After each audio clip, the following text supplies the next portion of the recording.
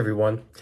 So you all remember when when I did my list of top 10 movies that are turning 20 this year. For those who watched it, which surprisingly I did get a good amount, I like doing those videos because I get so many views on them. I think my most all-time viewed videos are the ones where I just show trailers and not myself. That's how I know that I'm not that interesting, when videos that don't even include my face get most popular. Well, I tricked you, didn't I? I showed you in my 2005 list that I am also turning 20 this year. And most of you don't probably care that much, but I do, because I'm both scared but also pretty amused to know how many other things will be turning 20 this year. And I figure just it's so much fun to think about it because, 2005 was a year where a lot of things were introduced, with me being one of them. Like YouTube, for example. That was introduced that year, so I got to be born off the place I go to a lot. And of course, there were a great amount of movies that came out this year. You saw all the movies that I listed there, and yeah, maybe they're not all incredibly popular, but I figured since there is a good amount, and since I do enjoy looking back at that year for movies I know that came out when I was a lot, movies that came out when I was born. Either way, yeah. So today I decided to go ahead and rank the list myself. I'm going to be sharing a list of my personal picks for the best movies of that year. And yeah, I haven't seen every movie that was on that list I made, so you're probably not going to see any of those on this list. This list is just based off all the movies that I've seen and, which ones I like the most. And yeah, I'm glad get to be excited to know that these movies came out when I came out.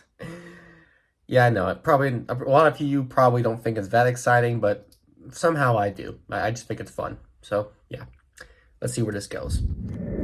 Starting off, we have a baseball film.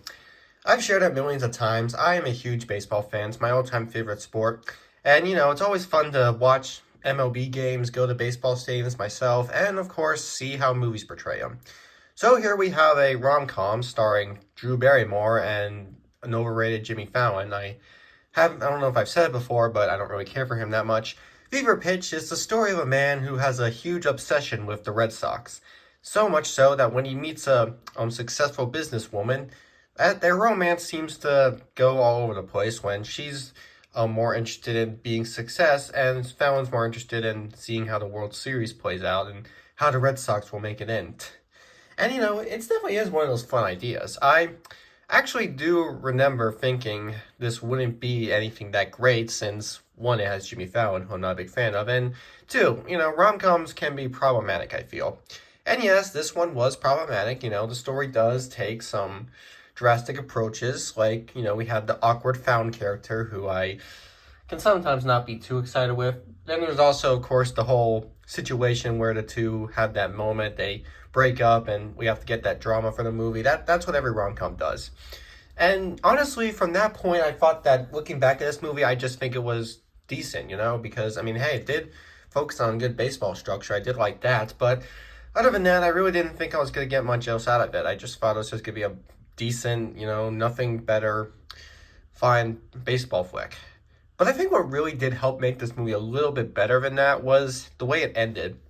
The movie does have a very fun, satisfying ending, and I'm not going to say too much about it, I know I like to spoil movies a lot, but no, I'm not going to say too much of what happens at the end. All I can say is it definitely does save this movie a little bit.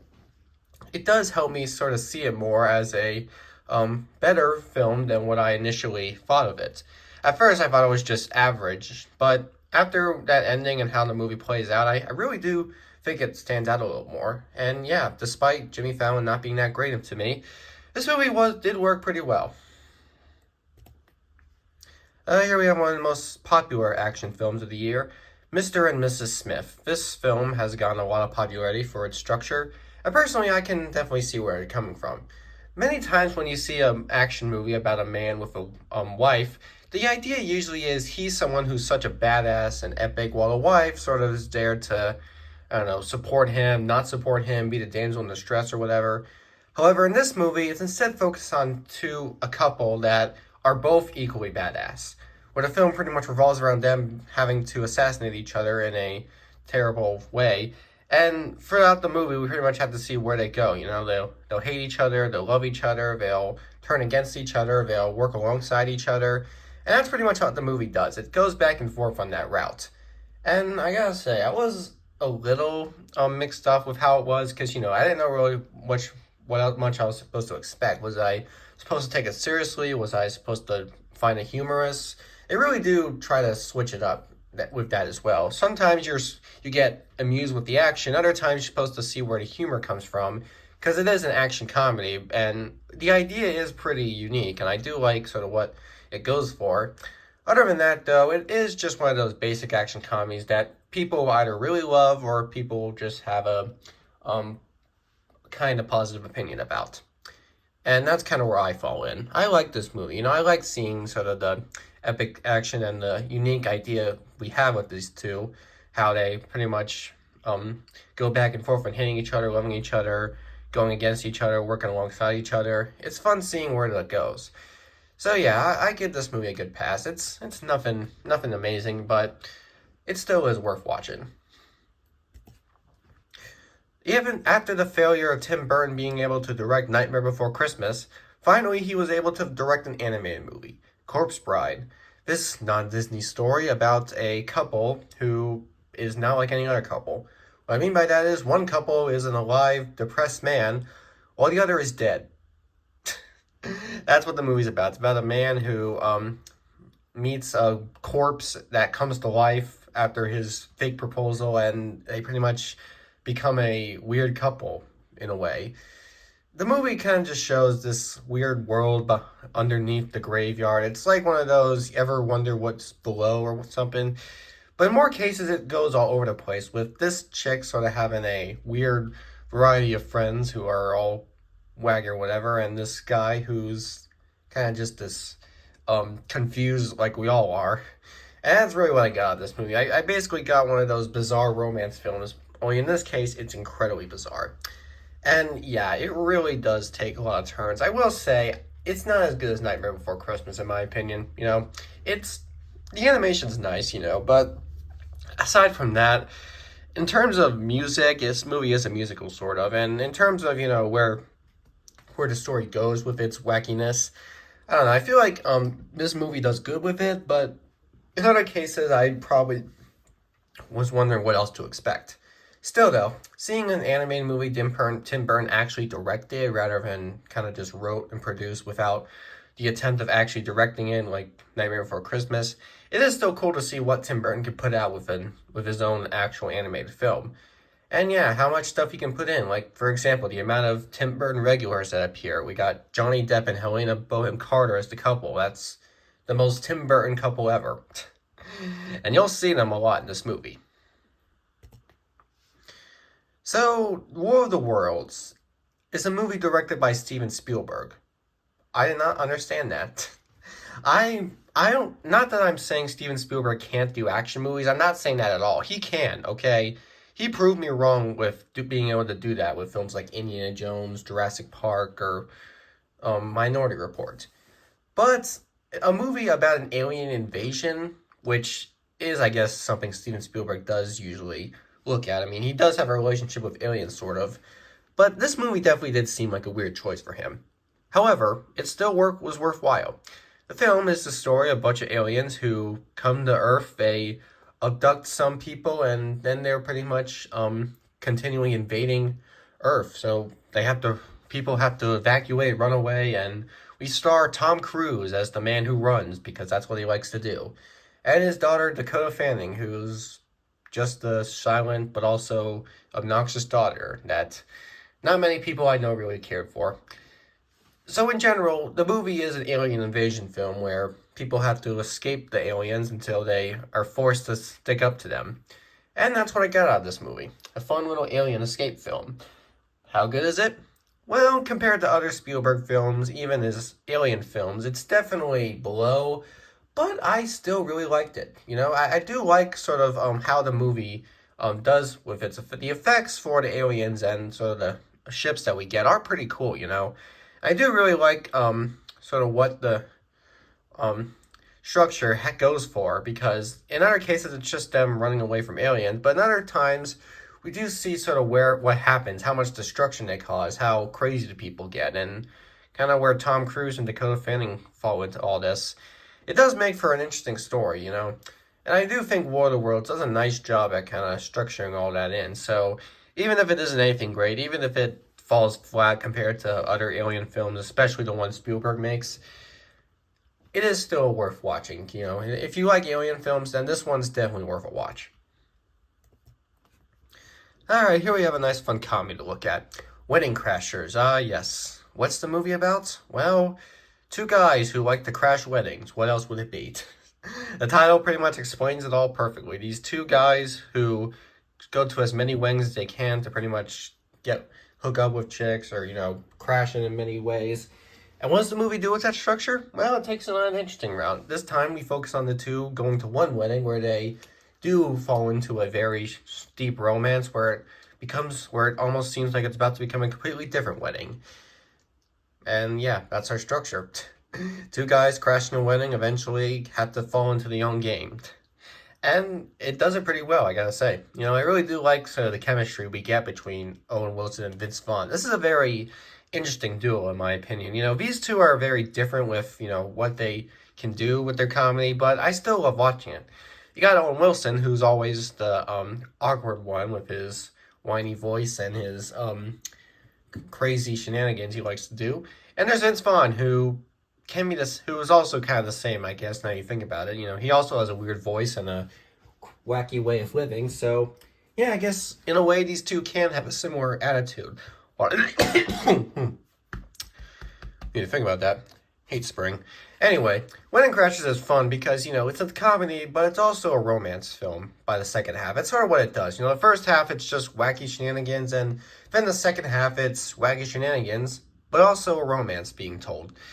And the romance does take some of those turns where, you know, they have a moment, they break up, and they get back together later on. That's what it does. Even this movie does that. But still, it's really funny at times. It can be fun still, and, you know, you can still get enjoyment out of it. It's still a really fun comedy that definitely is worth a watch if you're a comedy lover. So, I'm actually kind of cheating. According to many sources, V for Vendetta was released around 2006. But 2006 was when this movie was released publicly. The film's initial premiere was in 2005, and because of that, it counts, in my opinion. Anyway, how does the movie stand out? It's basically a British version of Batman. I don't know if I'm the only one who thinks that, but Vendetta is basically Batman, but British. He's a guy who hides in the shadows. He essentially hates the government, hates the world around him, so he hides from it, and in some cases kind of wants to destroy it, which is, I guess, more brutal and over the top than Batman, but still, in other ways, you can still compare him pretty well. The movie follows him along with other outlaws that Natalie Portman plays, and they pretty much have to team up from there. She gets to see how he lives, he gets to see how she is, and from there, it's how they will handle life. Do they want to watch it burn, or do they want to find a way to fit in? In many cases, you would just say, no, let's let it burn. And I guess that is kind of what they do. And that's pretty much the best way to describe this movie. A guy who enjoys watching his own country burn. And a girl who he tries to get into it or whatever. The guy is weird, definitely. You got that mask that is just so ugly looking. I mean, I know it's supposed to be, but it's just disturbing. Am I the one who thinks that? I think the mask is just incredibly disturbing to look at. Like, it's not scary, it's just weird. Every time he wears it, it's just, I feel very unsettled. I don't know, still. Yeah, I guess that is the point, you know? He's supposed to have that unsettling feel. And the movie is still fun for when it does want to be unsettling. But other than that, I just saw it as fine. British Batman. I know a lot of people are probably going to disagree with me when I say that, but, you know, being a British Batman's not the worst thing. They could have done so much more to rip off from that, but they didn't. You know, they kept the structure unique in many ways, so I'll give the movie credit for that. I still really enjoyed all the new stuff it had, so yeah, for the most part, it's still lots of fun to watch, and I think that any person who loves to see a story about a man who hates his own world and likes to see it crumble will really get a kick out of this film. How awesome is it to know that Star Wars, goddamn Star Wars, got its exciting prequel finale the same year I came out? Again, probably not to many people, but to me, I think it's pretty awesome. Revenge of the Sith, the most popular, most beloved film in the prequel trilogy. Many people would argue it is the best Star Wars movie, period. Do I think that? No, not really. Now, before I say why I don't really agree with it being the best, first let's talk about all the positives, because there are a lot of great things about this movie. Yes, the action, it's awesome, yes. A lot of the action scenes, like of course the iconic battle between Anakin and Obi-Wan on Mustafar, that was lots of fun. And of course all the other action scenes involving people like Count Dooku, Yoda, the Emperor, they're all lots of fun to watch as well. And yes, the movie's climax story is pretty greatly told. It's the story of how Anakin Skywalker was ready to turn to the dark side, how he finally succumbed to the darkness power that Palpatine gave him. All the words Palpatine told him, he followed, and by the time he was ready to become the new leader of the Empire and become Darth Vader. And the whole story of this movie shows his slow transition to that. And yes, it is pretty great to watch. Okay, now with all that said and done, let me talk to you why I don't think this movie is amazing. Yeah, I know, I'm probably gonna piss off a lot of fans, but let me just say this. The effects, they're not terrible. The CGI is still lots of fun. There are a good amount of effects, like the battles, lightsaber battles are still pretty good. But other moments, like, I don't know, the ship battles, the clone troopers, there are still those moments that I feel weren't the best in CGI. The prequels did like to use a lot of CGI in their trilogy. I mean, we all like to criticize the CGI in the Star Wars Special Edition films or how much is used in the newer films. But in all seriousness, the prequel trilogy used CGI the most, okay? A lot of moments in the film just looked a little too Clone Wars like. I don't know if it's just me, but I felt I got too much of a Clone Wars vibe from those CG moments, and for a movie that's supposed to be in a real world setting, I don't really know if that's a great thing. I also think the performances are still something to be flack with that. Now, I'm not gonna say I'm criticizing on Hayden Christensen. I'm not, because he actually is a good Anakin Skywalker. That's not the problem.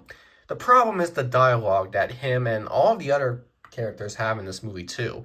Like, it's not just Anakin who has the weird acting and cheesy dialogue, okay? Mace Windu, for example, he's played by Samuel L. Jackson, okay, and his dialogue is not very fun either. Or even Padme. I actually gotta argue, I think Padme's dialogue in this movie was worse than Anakin's. She had some of those cheesiest lines in the film. The acting wasn't terrible, but the lines that she said, and in some ways they were delivered, where not very good, I gotta admit. And yeah, I know I'm probably the only one who still wants to focus on that stuff. I know a lot of people are just hypnotized by how exciting and epic the movie is, but I gotta say, the epicness really only comes once in a while. For the most part, it does still have those moments, and because of that, I don't really think it's the best of the overall franchise. But it is still a really great movie, okay? It's still really good. The action's still great. The story's great. So keep in mind, I do still really like this movie, okay? Even if I don't think it's as epic or awesome as some people, I still love it, okay? So just know that. I still love this movie. I still love the Darth Vader story. It still works in this movie. So just know that's how I think. Once in a while, we always like to praise a movie that we find relatable. Those are what some people consider to be their all-time favorite movies. The movies that they find to be relatable. So that's where Waiting sort of comes in my opinion. Waiting is a story about a bunch of weird, silly people who work at this restaurant and essentially have to deal with all the problems with the place and deal with them in the most wacky way they can.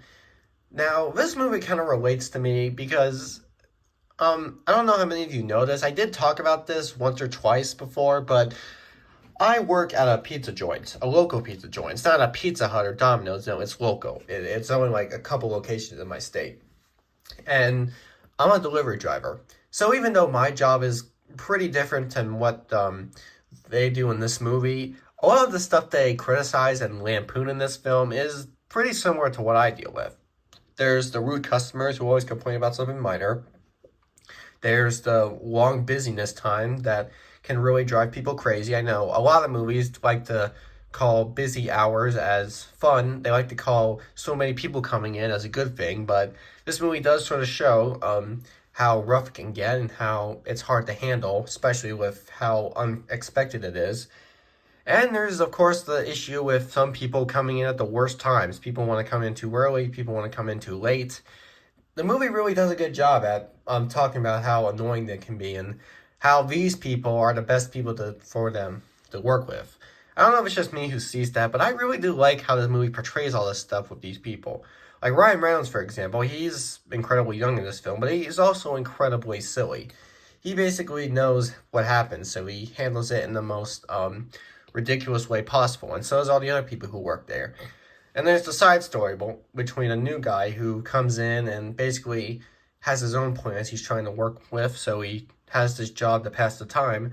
He sees what goes on and he just goes with the flow until he's ready for something else.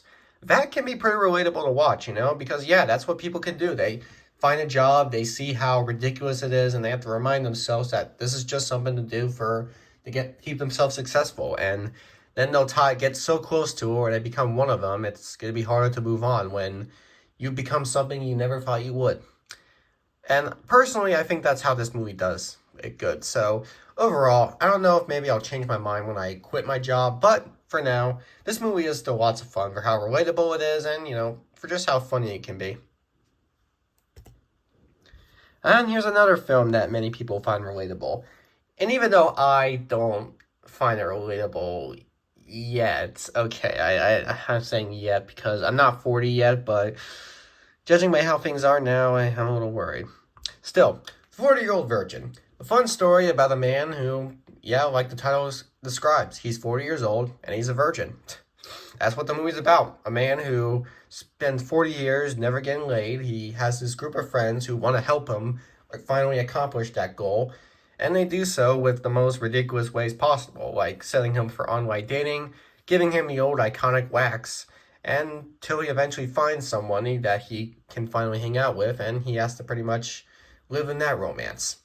This movie is best described as all over the place, It's a very silly film, it's comedic, it's funny, but it also has a good idea alongside it. It's one of those comedies that really does great with its premise, because the overall idea really can really make for moments that are not only hilarious, but also really interesting to watch. Because yeah, seeing this man have to struggle with the idea of not ever getting laid and being stuck as a virgin until he finally has to find someone that he can be accepting of doing it with, really does take a nice turn. And when he finally does see someone, he has to get with her, he has to see what she's like, she has to see what he's like, and yeah, they of course, there is of course that issue where, they have that bad moment, but I personally think this movie handles that issue a lot better than some other rom-coms at the time. I personally think this is one of the best kind of rom-coms to handle the issue. Many rom-coms that do that whole breakup moment, I can get a little bothered by, but honestly, I kind of liked how it was done in this movie. It had a good purpose to it, there was meaning, and, they handled it pretty well. So yeah, I think this movie does great with it. I think it's one of the best rom-coms out there. It's hilarious, but also has a nice meaning to it. So, I don't want to analyze it too much because it is just a silly comedy. But hey, as far as silly comedies can go, anybody who does want to watch a movie for the sake of taking it seriously, you can still do that with this movie. I think that's what I'm trying to say, Many people like myself just want to see a comedy for how funny it can be. But for those who want to take every movie they watch seriously, then this one is still a good example. Ah yes, Batman, the old knight, the man, the myth, the legend, the dark knight, the hidden shadow, the Batman, okay, come on, everyone knows who he is. Batman has had many great ups and downs. We of course remember his first cinematic approach with Tim Burton, which was awesome. Then there was the sequel, which was pretty great as well, not equally amazing, but still pretty awesome. And then there was Joel Schumacher era with a not so good Batman Forever and a pretty horrendous Batman and Robin. And from that point, people wonder, how can Batman improve from there? Well, let's hand it to the man Christopher Nolan, who is now a household name. Back then, when he was beginning his Hollywood career, he was chosen to direct Batman in the new area trilogy of films. And we got Batman Begins, which is as epic as it was back then. Yeah, this movie's pretty awesome, you know? It's awesome to know I was born the same year as the year Batman first started his news career. I love it. Still, what's this movie focused on? Well, it's the story of how Batman originated, you know, his origin story. It's fun because we haven't really seen a Batman origin story on the big screen before. Every Batman movie we saw focuses on what he is like in his current stage, you know? Like we've seen there are flashback moments. We of course know the whole story of how his parents were killed, but aside from that, not much else was seen from Batman's origins. Every movie just kind of started with him being the knight already. This movie takes a slow approach in showing him slowly becoming Batman, where he started from, how he became the exciting Dark Knight that he is. And yeah, this movie does a great job of it. Christian Bale is a great Batman. All the other cast members are great too. And yeah, there's a lot of fun with what we get to. We get like his first villain in this movie being the Scarecrow, who in this movie is portrayed pretty menacingly. You know, this is a good thing to see. A villain be pretty menacing. Because I honestly don't think that was something we've seen in those movies. Now granted, yes, the Joker, Catwoman, and the Penguin from the Tim Burton movies, they were menacing, but only a little bit. They weren't over the top menacing. They weren't scary looking. They had a bit of a menacing vibe to them, but the villains in this movie and of course the other films, Batman movies moving forward, they really took a nice terrifying approach. And I think Christopher Nolan did an amazing job at making each villain more terrifying than the last. And even though this isn't the best of the movies, of course The Dark Knight will succeed this movie in so many great ways. Batman Begins is still amazing to watch, okay? The story's great, the characters are great, you know. It may not be perfect here and there, like maybe the other Batman film, but it still is a great watch. Every Batman fan out there should enjoy this movie. And yeah, that list was ranked. I realize I didn't say too much about why Batman Begins is number one. All I know is that it's just the best movie of the year, in my opinion. You know, it has the most exciting action in it, it's most intense, and it's just overall fun to know that the new story of Batman came out the same year I did. I know I keep bringing that up, but I'm sorry, I just love it. I got to see how many great movies came out my year. Batman, Star Wars, Fantastic Four. Did you know that came out on my birthday? Exactly. That's pretty cool. Still, I just think it's fun. So, yeah. If you have a year of many great movies that you love to acknowledge for that reason, you could feel the same way or you couldn't. Regardless, I just think that, you know, there's a lot to love about the years we were born and seeing what came out, what we can connect with. And for this case, these are the movies I could connect with. Batman, Star Wars, all that crap. So, yeah.